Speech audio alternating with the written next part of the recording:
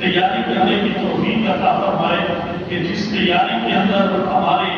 قلب و باطن کی اللہ پاکی کا ذریعہ پیدا فرما دے۔ حضرت سیدنا ابراہیم علیہ السلام جو کعبے کی تعمیر سے فارغ ہوئے تو رب کی بارگاہ میں عرض کرتے ہیں کہ مالک کائنات کو آخری نبی جس کو تو نے امام الانبیاء ہونے کا شرف عطا فرمانا ہے، جس کو تو نے خاتم الانبیاء ہونے کا شرف عطا فرمانا ہے، اے مالک کائنات کو آخری نبی میری اولاد کے اندر پیدا فرما دے۔ تو ساتھ اللہ کے اس پر رسیدہ نبی حضرت سیدنا ابراہیم علیہ السلام نے اللہ کی بارگاہ کے اندر یہ دعا بھی کی کہ مالک کائنات اس نبی کو میری اولاد میں پیدا فرما، اور اس کا مقصد یہ بیان فرمایا کہ یزکیہم، تاکہ وہ میری امت کے اندر میری اولاد کے اندر وہ نبی آئے جو آ کے لوگوں کا تزکیہ فرمائے، لوگوں کی باطن کو پاک فرمائے، لوگوں کی روح کو پاکیزگی عطا فرمائے۔ اسی لیے جب اللہ تبارک و تعالیٰ نے اپنے محبوب کریم صلی اللہ علیہ وسلم کو مبعوث فرمایا اور آپ کی تخلیق کے بعد آپ کی ولادت و وساطت کا جب وقت آتا ہے تو رب کائنات نے فرمایا کہ لقد من اللہ علی المؤمنین اذ بعث فیہم رسولا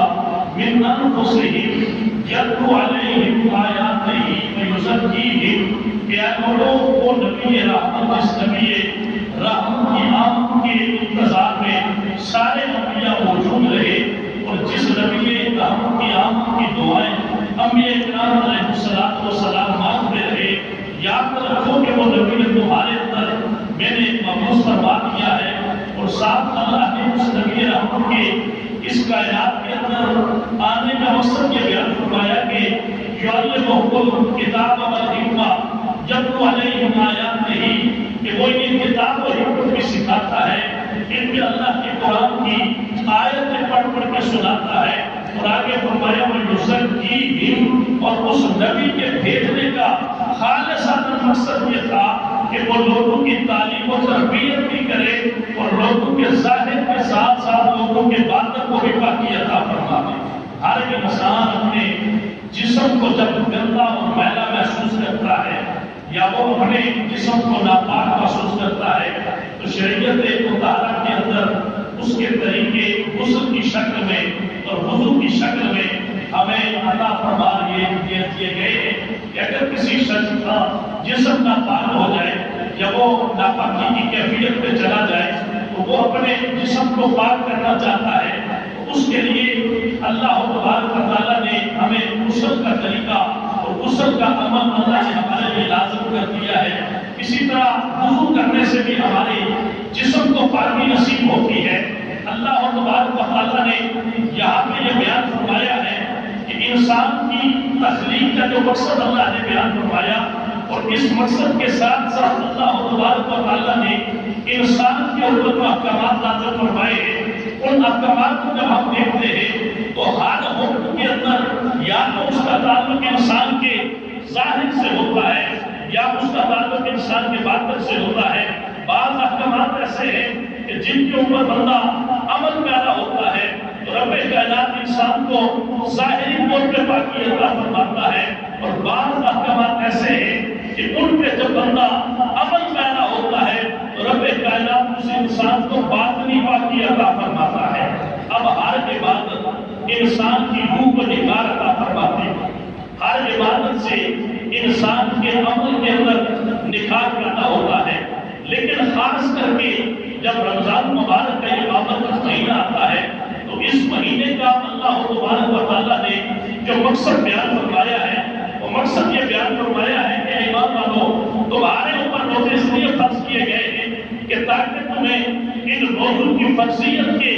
عمل سے گزرنے کے بعد تاکہ لعلکم تتقون، تاکہ تمہیں تقوی نصیب ہو جائے، تاکہ تمہیں پرہیزگاری نصیب ہو جائے، تاکہ تمہارے قلب کو پاکی نصیب ہو جائے، تاکہ تمہارے باطن کی جتنی غلاظتیں ہیں وہ ساری کی ساری باطنی بیماریاں تمہاری ختم ہو سکے، تمہارے اندر کے جتنے بھی ناکارہ قسم کے حصے ہیں وہ روزے کی برکت سے دوبارہ اس حیثیت کے اندر آ جائے جس حیثیت کے اندر اللہ نے ان کو پیدا فرمایا تھا۔ اسی لیے تو اللہ کے محبوب کریم صلی اللہ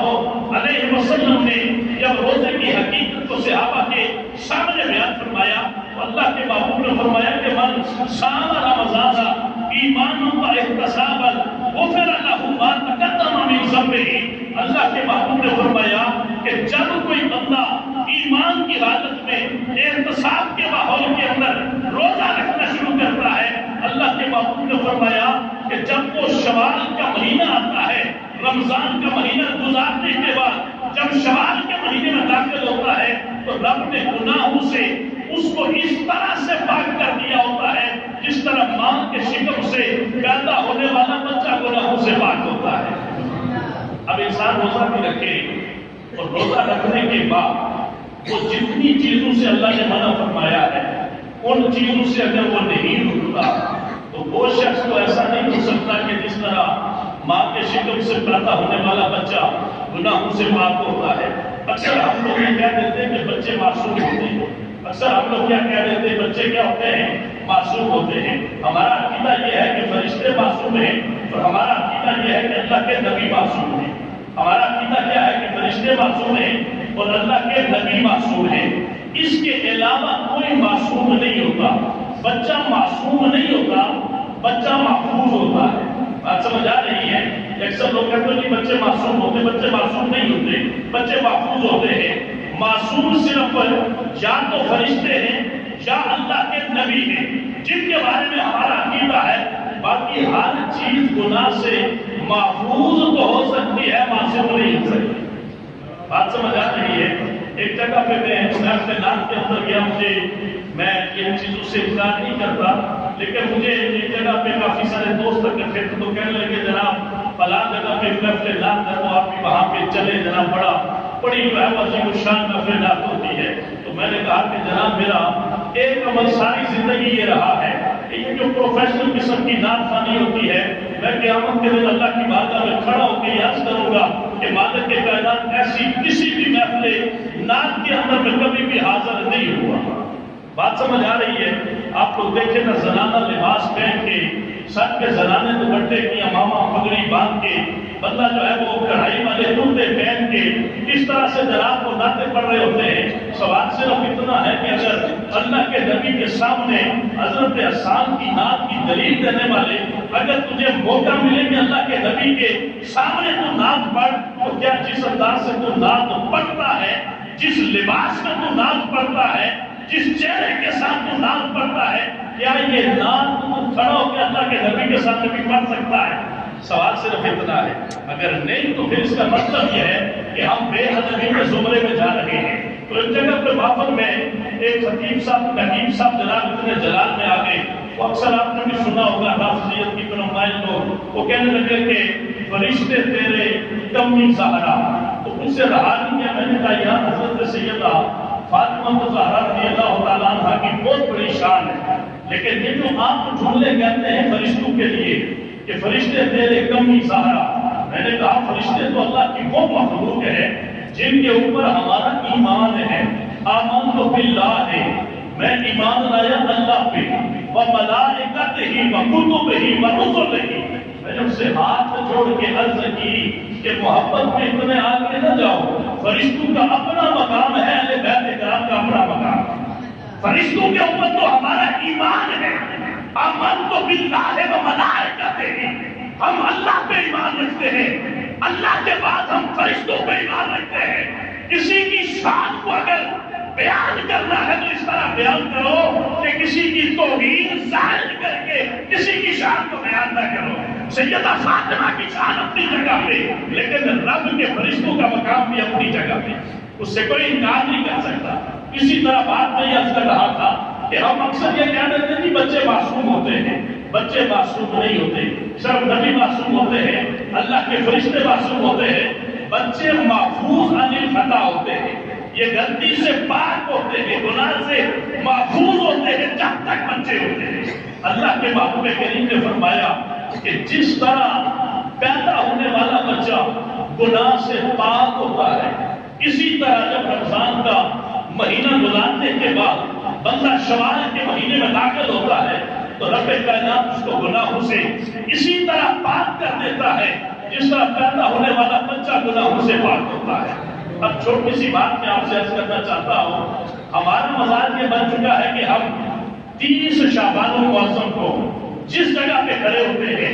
یکم شعبان اسی جگہ پہ پھر آپ کھڑے ہوتے ہیں۔ 30 روزے بھی ہم رکھتے ہیں، تراویحاں بھی ہم پڑھتے ہیں، صدقہ و خیرات بھی ہم کرتے ہیں، لیکن شعبان المعظم کی 30ویں تاریخ کو ہم نے رمضان کا سفر جہاں سے شروع کیا تھا، جب ہم شوال کی پہلی تاریخ آتی ہے تو ہم پھر اسی جگہ پہ کھڑے ہوتے ہیں۔ سادی سی مثال ہے، آپ ایک ڈاکٹر سے جاتے ہیں دوائی لینے کے لیے، آپ کو ایک بیماری ہے، ایک بیماری کی آپ دوائی لیتے ہیں ڈاکٹر سے، ڈاکٹر آپ کو کہتا ہے کہ جناب یہ 30 دن 1 مہینے کا کورس ہے، آپ نے یہ دوائی استعمال کرنی ہے اور آپ کی بیماری ختم ہو جائے گی۔ آپ 30 دن وہ دوائی استعمال کرتے ہیں، ڈاکٹر کے پاس جاتے ہیں، ان سے کہتے ہیں کہ جناب 30 دن مسلسل آپ نے جس طرح سے بتایا تھا میں نے یہ میڈیسن استعمال کی ہے، دوائی استعمال کی ہے، لیکن مجھے افاقہ نہیں ہوا، مجھے بیماری میری ختم نہیں ہوئی، میرے وہ جو درد تھے وہ درد ابھی تک اسی طرح ہے، یا جو بیماری میں آپ کے سامنے لے کے آیا تھا 30 دن کی دوائی کھانے کے بعد بھی میری بیماری وہاں پہ کھڑی ہے۔ اب ڈاکٹر حیران ہو گئے، آپ سے یہ پوچھے گا کہ بیماری بھی آپ کی یہی ہے، جو تشخیص ہوئی وہ یہی بیماری ہے، اس بیماری کے لیے جو دوائی ہے اس کے علاوہ تو کوئی اور دوائی بنتی بھی نہیں ہے، دوائی بھی اس کے لیے یہی بنتی ہے۔ اب حیرانگی کی بات یہ ہے کہ آپ کی بیماری بھی صحیح تشخیص ہو گئی ہے، بیماری کے لیے جو علاج کی دوائی میں نے آپ کے لیے تشخیص کی ہے وہ نسخہ بھی صحیح تشخیص کیا ہے، پھر آپ کہتے ہیں کہ افاقہ نہیں ہوا، بیماری ٹھیک نہیں ہوئی۔ اگلا سوال آپ سے وہ یہ کرے گا کہ کیا جو پرہیز میں نے آپ کو بتائی تھی آپ کو پرہیز بھی کرتے رہے یا نہیں؟ آپ آگے سے جواب یہ دے کہ جناب میں 30 دن تک دوائی تو استعمال کرتا رہا لیکن پرہیز نہیں کر سکا جو پرہیز آپ نے بتائی تھی۔ تو ڈاکٹر آپ کو یہی کہے گا کہ 30 دن تو یہ تھوڑا عرصہ ہے، اگر 1 سال کی تو دوائی یہ کھاتا رہے اور اگر اس دوائی کے ساتھ جو پرہیز میں تجھے بتاتا ہو اگر وہ پرہیز نہیں کرے گا تو یہ دوائی تیرے اوپر اثر نہیں کرے گی، تیری بیماری کو ختم نہیں کر سکتے۔ اصل مقصد ہے پرہیز، اصل مقصد ہے دوائی کے ساتھ ساتھ ڈاکٹر کے بتائے ہوئے نسخے کے مطابق انسان پرہیز بھی کرتا چاہتا ہے۔ یہی بات ہے، انسان روزے رکھتا ہے، 30 روزے اس نے رکھے، نمازیں بھی وہ جماعت کے ساتھ پڑھتا رہا، نمازیں تراویح بھی وہ پڑھتا رہا، رب کائنات بھی نازل کرتا، قرآن کریم کو بھی وہ تلاوت کرتا رہا، لیکن جب رمضان کا مہینہ گزر جاتا ہے ہونا تو یہ چاہیے تھا کہ رب کائنات نے رمضان کا مہینہ اس لیے عطا فرمایا ہے کہ لعلکم تتقون، تاکہ تمہیں تقویٰ نصیب ہو جائے۔ 30 دن کے بعد بندہ دیکھتا ہے کہ جہاں میں کھڑا تھا ابھی تک وہیں پہ کھڑا ہوں، 30 دن کے روزے رکھنے کے بعد بھی میرے اندر کوئی انقلاب پیدا نہیں ہوا، میرے اندر کوئی تبدیلی نہیں آئی، میرے دل کو تقویٰ نصیب نہیں ہوا، میرے دل کو جہاں پہ پہنچنا چاہیے تھا میرا دل وہاں پہ نہیں پہنچا۔ اب دوائی میرے رب نے تشخیص فرمائی ہے، یہ عمل میرے رب نے پیدا فرمایا ہے کہ 30 دن کے روزے رکھو، رب کائنات ان روزوں کی برکت کی وجہ سے تمہیں تقویٰ نصیب فرما دے گا۔ اب رب کا بنایا ہوا نظام غلط ہو نہیں سکتا، اس کا مقصد یہ ہے کہ رب نے تو یہ فیصلہ فرما دیا کہ 30 دن روزے رکھو، رب تمہیں تقویٰ نصیب فرمائے گا۔ اب بندہ 30 روزے رکھے، 30 روزے رکھنے کے بعد بھی اگر اسے تقویٰ نصیب نہیں ہو رہا تو وہ جان لے کے اس نے 30 روزے تو رکھے ہیں لیکن جس طرح سے روزے رکھنے کا رب نے ہمیں حکم عطا فرمایا تو اس طرح سے ہم نے روزے نہیں رکھے۔ اب روزے کا مقصد یہ قطعاً نہیں ہے کہ بندہ صبح سے لے کے شام تک صرف کھانے پینے سے اپنے آپ کو روکے رکھے۔ روزے کا مقصد یہ ہے کہ رب کائنات نے جن چیزوں کے کرنے کا ہمیں حکم ارشاد فرمایا ہے وہ چیزیں ہم کریں، وہ کام ہم کریں، اور ہر وہ بات جس سے اللہ نے ہمیں رکنے کا حکم ارشاد فرمایا ہے بندہ ہر اس عمل سے اپنے آپ کو روک لے۔ یہ روزہ ہے، یہ روزہ ہے۔ اب ہمارا مزاج پتہ ہے کیا بات کا ہوتا ہے، ہم سارا سال کھاتے رہتے ہیں، سارا سال ہم پیتے رہتے ہیں، سارا سال ہم اچھی زندگی اور اچھے مکان اور اچھی جو ہے وہ زندگی گزارنے کی سہولیات اکٹھی کرنے کے اندر ہم اتنی دوڑ کے اندر لگ جاتے ہیں کہ ہم اپنی زندگی کا مقصد یہ سمجھ لیتے ہیں کہ زندگی کا مقصد صرف یہی ہے کہ بندہ کھانے پینے کے لیے دنیا میں آئے۔ 11 مہینے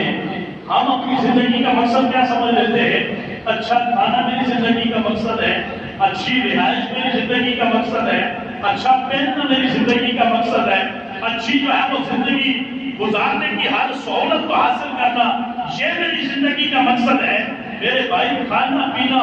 یہ ہماری زندگی کا مقصد نہیں ہے، اچھا لباس ہماری زندگی کا مقصد نہیں ہے، اچھی رہائش اچھی سواری یہ ہماری زندگی کا مقصد نہیں ہے، بلکہ مقصد اور ہوتا ہے، ضرورت اور ہوتی ہے۔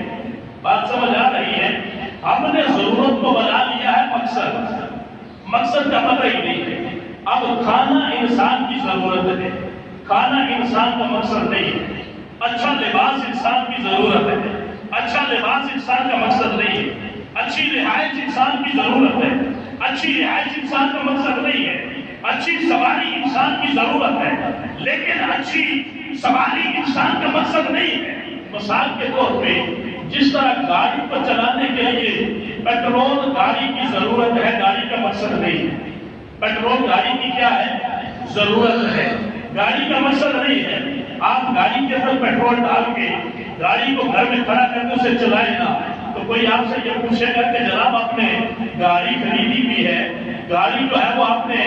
اپنے لیے خریدی بھی ہے، گاڑی کے اندر پیٹرول بھی آپ نے ڈلوایا ہے، لیکن گاڑی جس مقصد کے لیے لی ہے آپ اس مقصد کا پورا نہیں کر رہے۔ جب بھی ہم دیکھتے ہیں آپ کی گاڑی ہر وقت گھر میں کھڑی رہتی ہے۔ اب پیٹرول گاڑی کی کیا ہے؟ ضرورت ہے، لیکن گاڑی کا استعمال کرنا یہ گاڑی کا کیا ہے؟ مقصد ہے۔ اسی طرح ہم کھاتے ہیں، کھانا ہماری ضرورت ہے لیکن کھانا ہمارا مقصد نہیں ہے۔ اسی طرح ہم اچھی رہائش جو بناتے ہیں، اچھی رہائش ہماری ضرورت ہے، ہمارا مقصد نہیں ہے۔ انسان مال وہاں پہ کھاتا ہے جہاں وہ اپنی ضرورت کو اپنا مقصد سمجھ کے اس کے پیچھے لگ جاتا ہے، وہاں پہ انسان کی ناکامی شروع ہو جاتی ہے۔ چھوٹی سی مثال اور سمجھ لیں، ہر انسان نے موبائل رکھا ہے، ہر انسان کے پاس موبائل۔ اب موبائل جب جس آدمی نے ایجاد کیا کہ جس کمپنی نے یہ موبائل بنایا تھا، تو اس کے نزدیک مقصد اس کی تخلیق کا یہ تھا کہ موبائل اس لیے بنا رہے ہیں کہ یہ لوگوں سے رابطے کا ایک ذریعہ ہوگا۔ اگر ایک انسان دوسرے سے بات کرنا چاہتا ہے، کوئی پیغام اس تک پہنچانا چاہتا ہے، تو یہ موبائل اس مقصد کے لیے ایجاد کیا گیا۔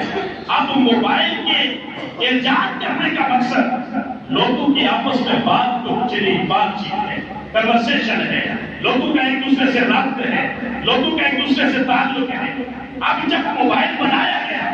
تو موبائل کے بنانے کا مقصد بیان ہوا کہ یہ اس لیے بنایا گیا ہے کہ لوگ آپس میں رابطہ کر سکیں۔ موبائل کے بنانے کے بعد موبائل ترقی کرتا گیا، ہم نے ہزاروں کام اسے ایک موبائل سے رہنے شروع کر دیے۔ تصویریں اس سے بناتے ہیں، ویڈیو اس سے بناتے ہیں، ہم اپنے آفس کے سارے کام اس سے کرتے ہیں، اور جتنی آپ سوشل میڈیا جتنا یوز ہوتا ہے ہم اس کے ذریعے یوز کرتے ہیں۔ ہم نے موبائل کے بنانے کا مقصد صرف انسان سے رابطہ تھا، لیکن پھر اس نے موبائل کو آہستہ آہستہ بنانے والوں نے ہی ہزاروں اور مقاصد کے اندر استعمال کرنا شروع کر دیا۔ لیکن ہوتا کیا ہے، اگر ایک آدمی 1,00,000 روپے کا موبائل لے کے آئے، لیکن اس موبائل کے اندر تصویر بھی بنا سکتا ہو، ویڈیو بھی بنا سکتا ہو، باقی ہر فنکشن اس کا ایکٹیو ہو، کام کر رہا ہو، لیکن وہ آپ کو کان سنا ہی نہیں رہا، آپ کی کان آگے نہیں سنا رہا، اس کا وہ سسٹم ڈیمیج ہو گیا ہے، تو کیا آپ اس موبائل کو اپنے پاس رکھیں گے؟ نہیں، آپ کہیں گے یار موبائل تو ہے، لیکن موبائل کا جو مقصد تھا وہ مقصد فوت ہو گیا ہے، وہ مقصد ختم ہو گیا ہے۔ اس لیے موبائل کا مقصد تھا ایک دوسرے سے رابطے کے لیے، اب اس کا وہ مقصد ختم ہو گیا ہے، لہذا جب اس کا مقصد ختم ہو گیا اس کی حیثیت بھی ختم ہو گئی۔ اب دوسری طرف موبائل کو آپ دیکھیں کہ آپ ایک تصویر بنا رہے ہیں، اس پہ کسی کا فون آ جائے تو یہ تو نہیں کہ موبائل پہلے تصویر بناتا ہے پھر آپ کو کال سناتا ہے، نہیں، جو ہی کال آتی ہے تصویر سے پہلے وہ نمبر آپ کو دکھاتا ہے کہ فلاں بندہ آپ سے رابطہ کرنا چاہتا ہے، اس لیے کہ موبائل کو پتا ہے کہ میری تحریر کا مقصد لوگوں کو ایک دوسرے سے بات کروانا ہے۔ اگر میں اپنا مقصد بھول جاؤں گا تو انسان کے نزدیک میری قدر و قیمت ختم ہو جائے گی۔ اسی طرح جب انسان کی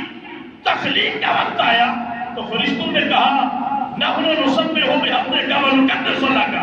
یا مالک الملک ہم تیری تسبیح کرتے ہیں، ہم تیرا ذکر کرتے ہیں، ہم تیری عبادت کرتے ہیں، اس انسان کے قبیل میں ہمیں فساد و بغاوت نظر آتی ہے، اسے تخلیق نہ فرما۔ اب رب کائنات نے انسان کو تخلیق کرنے کے بعد یہ بیان فرما دیا کہ وما خلقت الجن والانس الا لیعبدون، کہ میں نے جن کو اس لیے عطا فرمایا ہے، ان کی زندگی کا مقصد ہے کہ یہ میری عبادت کرے۔ اب ہماری زندگی کا مقصد کھانا پینا نہیں ہے،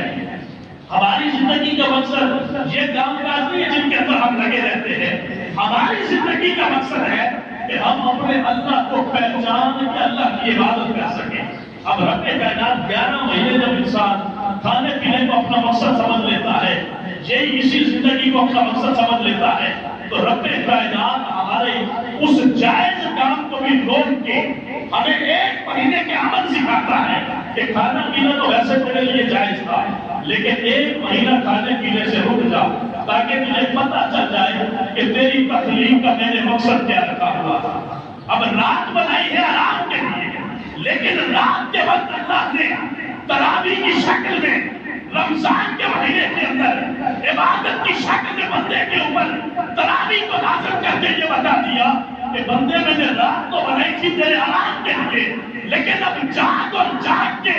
اس مقصد کو پہچان کہ میں نے تجھے کس مقصد کے لیے پیدا فرمایا تھا۔ اب رمضان کا مہینہ گزارنے کے بعد 30 روزے گزارنے کے بعد اگر بندہ پھر وہیں پہ کھڑا ہو، پھر وہی کھانا پینا، پھر وہی زندگی کا مقصد، تو اس سے پتہ یہ چلا کہ لعلکم تتقون، جو تمہیں رب تقویٰ عطا فرمانا چاہتا تھا، اس تقوی کی دولت سے ہم محروم رہیں گے۔ اب رمضان کا مہینہ آ رہا ہے، ہم جب وہاں پہ ادارے میں پڑھتے تھے تو ہمارے اساتذہ ہمیں بلا کے یہ ترغیب دیا کرتے تھے کہ دیکھیں 2 دن رہ گئے، 3 دن رہ گئے، 4 دن رہ گئے ہیں رمضان کے آنے میں، اپنے کمروں کی صفائی کرو، اپنے لباس کو صاف کرو، اپنے بستروں کو جھاڑ کے یہ پتہ چلے کہ تم ایک اللہ کے آنے والے مہمان کے استقبال کی تیاری کر رہے ہو۔ اب مجھے پتہ چلے کہ میرا کوئی دوست پہلے ملک سے آ رہا ہے یا مجھ سے ملنے پہ میرا رشتہ دار کہیں دوسرے شہر سے آ رہا ہے، تو کیا ہم اس کے آنے کا انتظام نہیں کرتے؟ اسی طرح صوفیاء کا یہ طریقہ رہا ہے کہ وہ رمضان کے آنے سے پہلے، رمضان کے آنے کی تیاری میں اپنے گھر کے اندر ایسا ماحول بنا دیا کرتے تھے کہ رمضان کا مہینہ آ رہا ہے، ہم رمضان کے استقبال کے لیے تیاری کر رہے ہیں۔ اب آپ خود اندازہ کریں کہ 4 سال کا بچہ، 3 سال کا بچہ، آپ گھر کی صفائی کریں اور ساتھ اسے یہ بتائیں کہ بچہ آؤ گھر صاف کرے، بچہ پوچھے گا کس لیے؟ آپ اسے یہ بتائیں کہ اللہ کا مہمان رمضان آ رہا ہے، تو کیا ساری زندگی اس بچے کے دل میں رمضان کا احترام پیدا نہیں ہو جائے گا؟ کیا ساری زندگی اس بچے کے اس ذہن پہ یہ نقش نہیں ہو جائے گا کہ رمضان کوئی عام چیز نہیں ہے، رمضان یہ اللہ کا وہ بابرکت اور باعظمت مہینہ ہے کہ جس کی ایک رات کو بیان کرنے کے لیے رب کائنات نے قرآن کی ایک پوری سورت نازل فرما دی ہے۔ اب دیکھیں نا قرآن میں ٹوٹل 114 سورتیں ہیں، قرآن میں ٹوٹل 114 سورتیں ہیں، اور ان 114 سورتوں میں سے ایک پوری سورت رب کائنات نے رمضان المبارک کی ایک رات کی فضیلت بیان کرنے میں بیان فرما دی۔ جس ماہ مبارک کی ایک رات کی اتنی فضیلت ہے کہ رب اس ایک رات کی فضیلت کو بیان کرنے کے لیے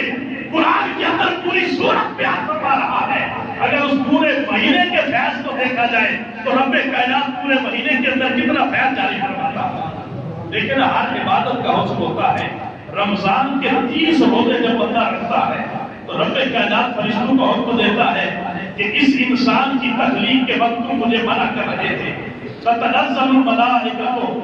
والروح بإذن ربہم، جب اللہ کے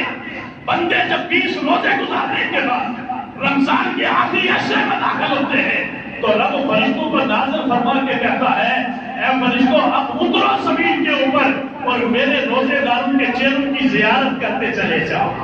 یہ رمضان المبارک کے مہینے کی برکت ہے، جس کی اللہ کی بارگاہ میں دعا ہے کہ اللہ ہمیں جس طرح سے اللہ نے رمضان گزارنے کا حکم ارشاد فرمایا ہے ویسے گزارنے کے اللہ توفیق عطا فرمائے۔ بیماری کی حالت میں، سفر کی حالت میں روزہ قضا کرنے کی اجازت ہے، لیکن بعد میں جب بندہ شفا یاب ہو جائے، سفر ختم ہو جائے، تو اس روزے کو پورا کرنا پڑتا ہے۔ آج ہمارا مزاج یہ بن چکا ہے کہ رمضان کا ایک مہینہ ہے جس کا آپ نے روزے رکھنے ہیں۔ پھر دوسری بات یہ ہے کہ اس کا احترام بھی لازم ہے۔ شرعی طور پہ یہ ہے کہ اگر بیوی نے روزہ نہیں رکھا ہوا کسی عذر کی وجہ سے، تو وہ اپنے روزے نہ رکھنے کی عمل کو اتنا چھپائے کہ اس کے بیوی کو بھی نہ پتا چلے کہ میری بیوی کا روزہ نہیں ہے۔ اگر شوہر نے روزہ نہیں رکھا ہوا تو اس کی بیوی کو بھی نہیں پتا چلنا چاہیے کہ آج میرا خاوند جو ہے وہ بے روز ہے اور اس نے روزہ نہیں رکھا ہوا۔ لیکن ہمارا مزاج تو یہ بن چکا ہے کہ گھر کا ماحول تو الگ رہا، ہم سارے ہم کھاتے پیتے جو ہے وہ پھر رہے ہوتے ہیں۔ یہ اللہ کا وہ عذاب ہے، یہ وہ اللہ کا قہر ہوتا ہے انسان کے اوپر۔ ایک تو وہ روزہ نہیں رکھ رہا، پھر اس کے بعد وہ روزہ نہ رکھ کے سریعان کھا پی کے روزے کی بے حرمتی بھی کر رہا ہوتا ہے، اللہ کے اس مہمان کی بے حرمتی کر رہا ہوتا ہے۔ قیامت کے دن اللہ کی بارگاہ میں کھڑا ہو کے اس بندے کے لیے اللہ کی بارگاہ میں یہ سفارش کرے گا کہ مولا کائنات کے بندہ جب میں جایا کرتا تھا یہ میرا تو وہ احترام نہیں کیا کرتا تھا۔ یار جس کی سفارش رمضان کر دے کہ یہ بندہ تیرا باغی ہے، تو وہ پھر جنت میں جا کیسے سکتا ہے؟ اس لیے اللہ کی بارگاہ میں دعا ہے کہ رب کائنات ہمیں رمضان کے مہینے کا ادب و احترام کرنے کی بھی اللہ توفیق عطا فرمائے۔ دوسری بات یہ ہے کہ یہ یہاں پہ جو صفیں پڑی ہوئی ہے، میری عادت نہیں ہوتی پورا سال آپ یہاں پہ جمعہ پڑھتے رہتے ہیں۔ پہلی بات تو یہ ہے کہ یہ فاروق کا کیفی آپ کے سامنے ہے، یہاں پہ بچے ہمارے پاس رہائشی ہے، کھانا پینا جن کا لباس سارا انتظام و انصراف حضرت صاحب فرماتے ہیں۔ کوئی شخص اگر یہاں پہ رمضان کے مہینے میں ہم سب کو خیرات کرتے ہیں، یہ آپ کے پاس جگہ ہے، یہاں پہ حضور کی عالم آپ تشریف فرما ہوتے ہیں، کوئی شخص ہمارا چندہ کرنے کے لیے مارکیٹنگ کے اندر نہیں جاتا کہ میں جناب یہ مدرسے سے آیا ہوں یا یہ مسجد کا چندہ کرنے آیا ہوں۔ جس شخص نے بھی کوئی یہاں پہ حصہ ڈالنا ہے ضرور ڈالے، اس لیے کہ یہ جگہ یہاں پہ اکثر یتیم بچے ہیں اور انتہائی ضروری بچے یہاں پر زیر تعلیم ہیں۔ میں شروع میں اس لیے یہ بات آپ کے سامنے بیان کر رہا ہوں کہ آپ کے ذہن میں یہ رہے، یہ جگہ یہاں پہ آپ اپنے صدقہ و خیرات کو دے سکتے ہیں۔ دوسری یہ مسجد کے اندر مجھے یاد ہے کہ 2006 یا 7 کے اندر یہ تعلیمیں ہم نے بچھائی تھی۔ اگر کوئی شخص رمضان کے مہینے کے اندر، پہلی تو بات یہ کہ قاری صاحب بات بات کہتے رہتے ہیں کہ نیچے فوم ہونا چاہیے۔ آج کل ہر بندہ گھوڑے کے پیٹ کا مریض ہے اور نیچے فرش یا فرش کے اوپر یہ چھوٹا سا جائے نماز کا ٹکڑا پڑا ہوا ہے، اگر کوئی شخص فوم اس میں ڈالنا چاہتا ہے رمضان کے مہینے کے اندر وہ خود خرید کے یہاں پہ ڈال سکتا ہے۔ باقی باہر جو پنکھوں کے حوالے سے ایک شیڈ سا بنا ہے، یہاں پہ اگر کوئی شخص پنکھے لگوانا چاہتا ہے تو وہ لگوا سکتا ہے، اس میں کوئی ایسی بات نہیں ہے۔ لیکن رمضان کا مہینہ ہے، خیر و برکت کا مہینہ ہے، صدقہ و خیرات کا مہینہ ہے، اللہ کی بارگاہ کے اندر تجارت کرنے کا مہینہ ہے۔ اس لیے اگر کوئی ایسا شخص جو اللہ سے اپنی تجارت کو بڑھانا چاہتا ہے تو اس کے لیے یہ دعوت ہے، یہ پیغام ہے۔ اللہ ہم سب کو ایمان کی زندگی عطا فرمائے۔ وآخر دعوانا الحمدللہ رب العالمین۔